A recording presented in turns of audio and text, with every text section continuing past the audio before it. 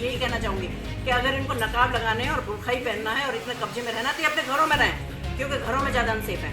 मैं कहती हूँ बाहर फिर भी ज़्यादा सब सेफ है। नमस्कार, मैं सुष्मिता मिश्रा। आप देखना शुरू कर चुके हैं 4 PM यूपी।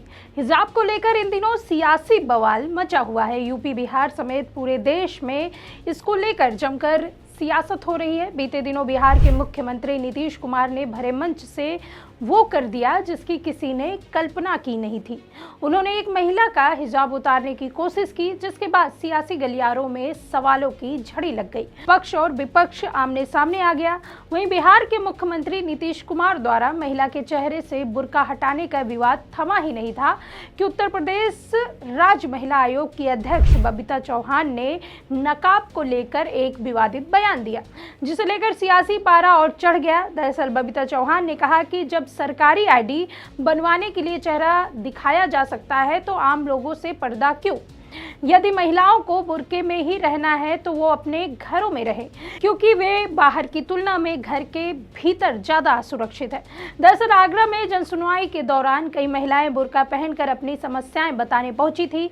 इस दौरान बबीता चौहान ने सवाल उठाया कि जब पासपोर्ट और आधार कार्ड के लिए चेहरा दिखाया जाता है तो आयोग की सुनवाई या अस्पताल जैसे जगहों पर पहचान क्यों छिपाई जाती है। बबीता चौहान ने कहा कि महिलाएं घर के भीतर अधिक असुरक्षित महसूस करती है, जबकि बाहर वे कहीं ज्यादा सुरक्षित है। इस दौरान उन्होंने क्या कुछ कहा, आप इस वीडियो में सुनिए। कुछ और मैं तो बल्कि यही कहना चाहूंगी कि अगर इनको नकाब लगाने और बुर्का ही पहनना है और इतने कब्जे में रहना तो ये अपने घरों में रहें, क्योंकि घरों में ज्यादा अनसेफ है। मैं कहती हूँ बाहर फिर भी ज्यादा सब सेफ है।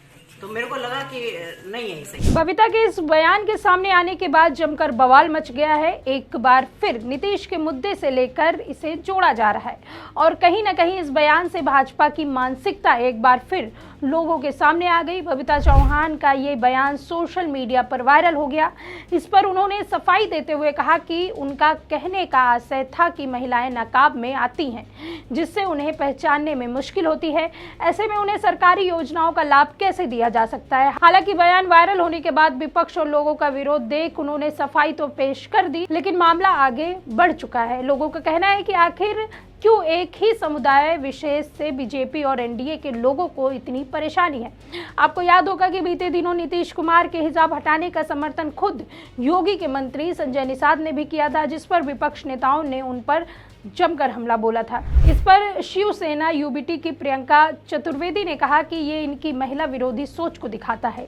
एक गलत काम को सही साबित करने के लिए एक महिला की इज्जत को, उनके सम्मान को दरकिनार किया जा रहा है, चाहे वो बीजेपी हो या बीजेपी के सहयोगी दल। उत्तर से लेकर दक्षिण तक ये सब महिला विरोधी मानसिकता वाले लोग हैं। मशहूर शायर मुनव्वर राणा की बेटी सुमैया राणा ने लखनऊ के केसरबाग पुलिस स्टेशन में नीतीश कुमार और संजय निषाद के खिलाफ औपचारिक शिकायत दर्ज कराई। बढ़ते विवाद के बीच संजय निषाद ने अपने शब्द वापस लेने का बयान जारी करते हुए कहा कि क्षेत्र के हिजाब से बोली भाषा की वजह से शब्दों का गलत अर्थ निकाल लिया जाता है। ऐसे में अगर किसी को आपत्ति है तो वो अपने शब्द वापस लेते हैं। संजय निषाद ने कहा था कि वो भी आदमी है, नकाब छू दिया तो इतना क्या हो गया, कहीं और छूते तब क्या हो जाता, कहीं चेहरा वहरा छुआ जाता है, कहीं और उंगली पड़ जाती तो क्या होता।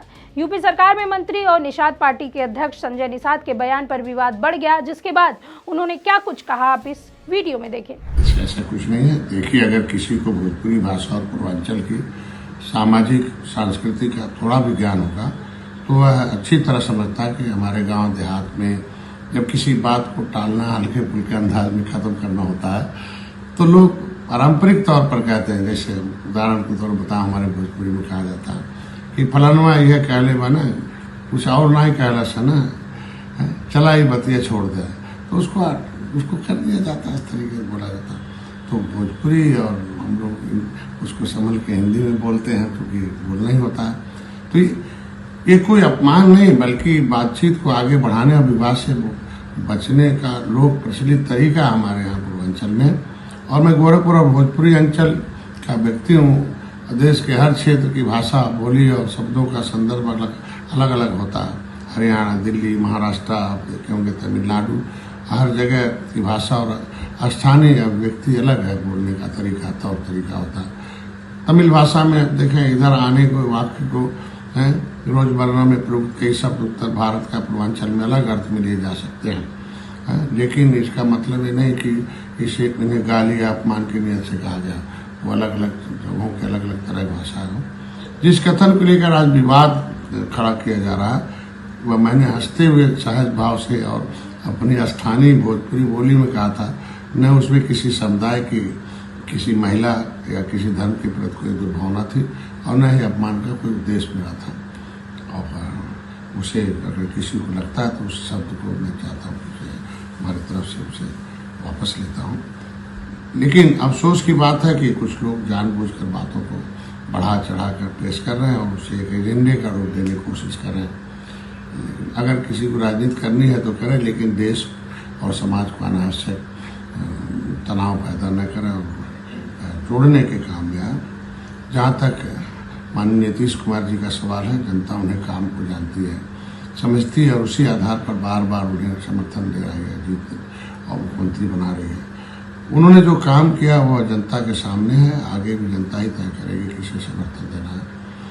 मेरा स्पष्ट मानना है कि भाषा, बोली और संस्कृति को समझे बिना किसी की बात को विवाद बनाना दुर्भाग्यपूर्ण है और हमें समाज को जोड़ने वाली सोच रखनी चाहिए, न कि तोड़ने वाली होनी चाहिए। हर नागरिक का कर्तव्य है। हमको लगता है बिना मतलब तोड़ दिया जा रहा है।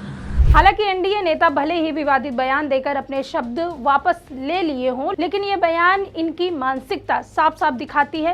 खैर, हिजाब विवाद को लेकर न सिर्फ यूपी बिहार की सियासत गर्म है, बल्कि देश भर में इसे लेकर बवाल मचा हुआ है। ऐसे में महिला आयोग की अध्यक्ष बबीता चौहान का नकाब पर दिया यह बयान चर्चा का विषय बना हुआ है। अब देखना ये होगा कि आखिर कब तक भाजपा नेता बुर्का हिजाब की राजनीति करते रहेंगे। खैर, इस मामले में आपका क्या सोचना है हमें कमेंट सेक्शन में जरूर बताइए। देखते रहिए 4 PM यूपी। मैं सुष्मिता, नमस्कार।